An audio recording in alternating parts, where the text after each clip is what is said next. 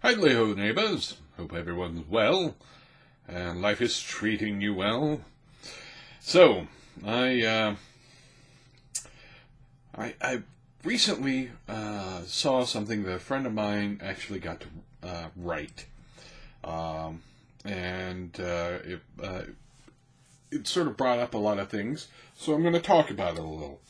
First, let me talk about one of my favorite blogs as relates to gaming is Tribality.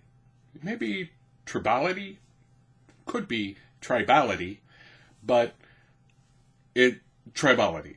They don't have a pronunciation guide. They should, I think. But anyways, Tribality is a great blog about D&D.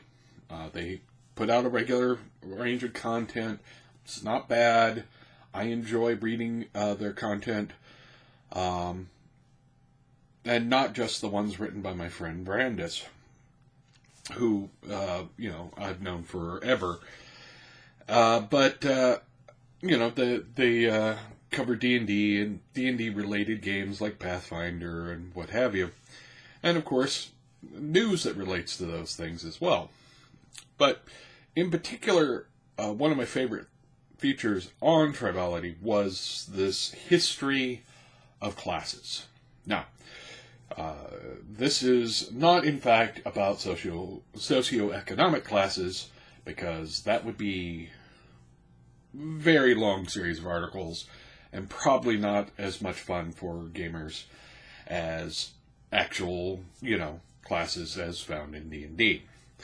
But one of the classes he did a history on was Rangers. Now, Rangers are interesting. They're not actually one of the first classes. It's not one of the prime four, right? You got your cleric, you got your wizard, you got your fighter, you got your thief. They have had different names over the years, but those are your four, prime classes, right? And then you have the extras that started to appear, but everybody accepts as core classes. Things like the Ranger and the Paladin. Now, Rangers are interesting because they represent an archetype that is, there's a clear model for them in the literature, the speculative fiction literature. The Dunedain, the Rangers in Tolkien, are really kind of what the class is all about. It's got a little bit of magic, strong knowledge of how to deal with the wilderness and animals, and good at fighting, things out in nature of various types. Now, but they exist as sort of the outsider in much the same way that a barbarian is, but in a much more refined sense. This is the scout who goes out. It's not the mindless thug. It's somebody who's wise in the ways of the wilderness as opposed to the city.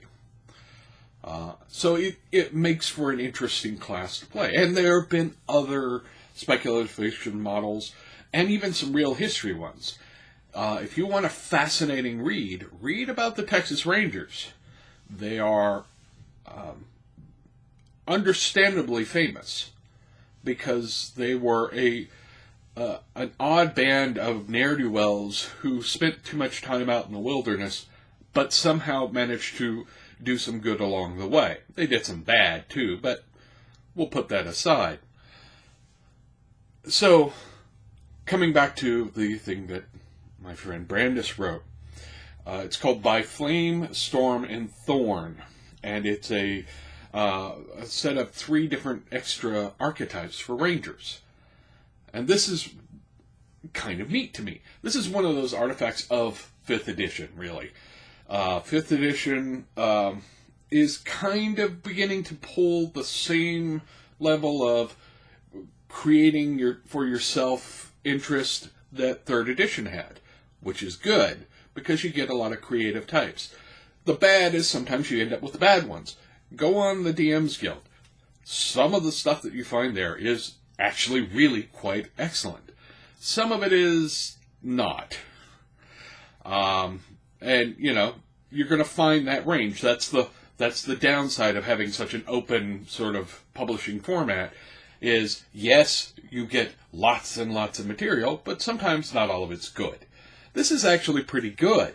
This is 3 archetypes for Rangers that, would be good additions as options at the 3rd level where you begin to, pick the archetype you want to go with.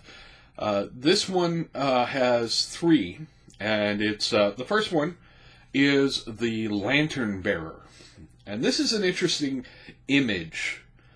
It's the ranger who you see out in the woods with the lantern as a symbol as much as a tool.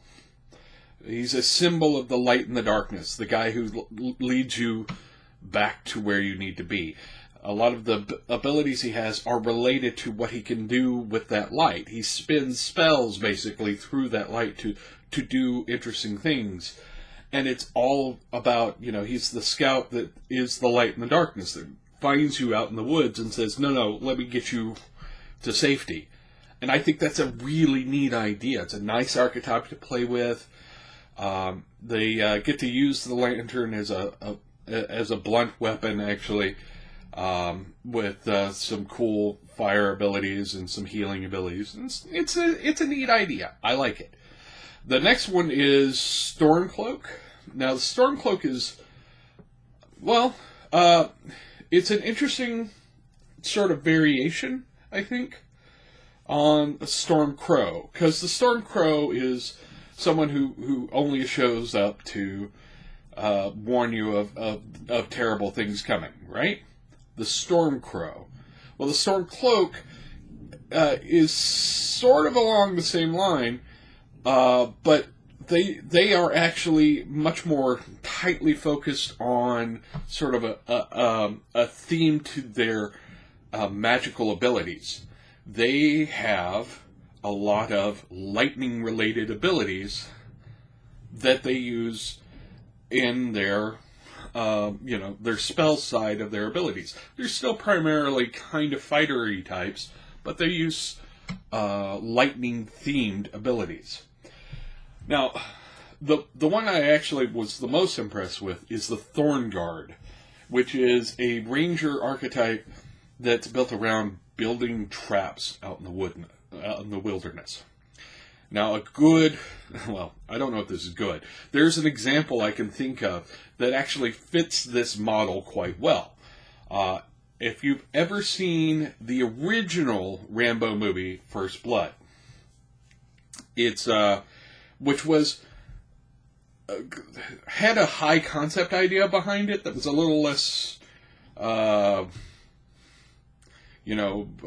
sort of, America's awesome kind of to it. It was about a military vet who came back from Vietnam with basically post-traumatic stress disorder, didn't know how to deal with life. He went to go look up an old war buddy's family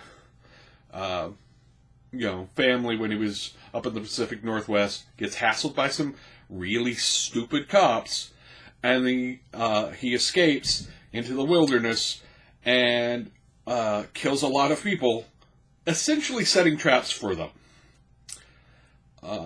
And that's kind of the image of what I have for this kind of ranger. This is the ranger who goes out into the wilderness and pulls the bad guy into one of his course of his choice, and along that course is filled with traps, and all the abilities are related to snares and traps and such. You can poison people, you can blind people, you can do all kinds of interesting things with those snares. And I think it's a really neat idea. It's also closer to the thing I've been looking for in Rangers. One of my complaints with Rangers has often been spells. This is not to say that there shouldn't be Rangers or spells. What I'd like is an option for Rangers without it. And this is a little closer towards the kind of Rangers I'd like to see, which are Rangers that are more about, using nature as part of their weaponry. Rather than, I'm a fighter who concentrates on mainly archery and, I get along with animals and, oh, look, I get to cast spells. It's much more in tone with that ranger archetype in that regard, and I like that. But anyways, it's not too expensive. It's up on the various PDF stores. I'll include a link. But I thought it was worth at least mentioning and talking about. So I'm going to leave it at that. I hope you enjoyed, and be sure to subscribe, like, share. If you have the time and money, maybe swing by Patreon. No pressure though. I'm not a pressure type.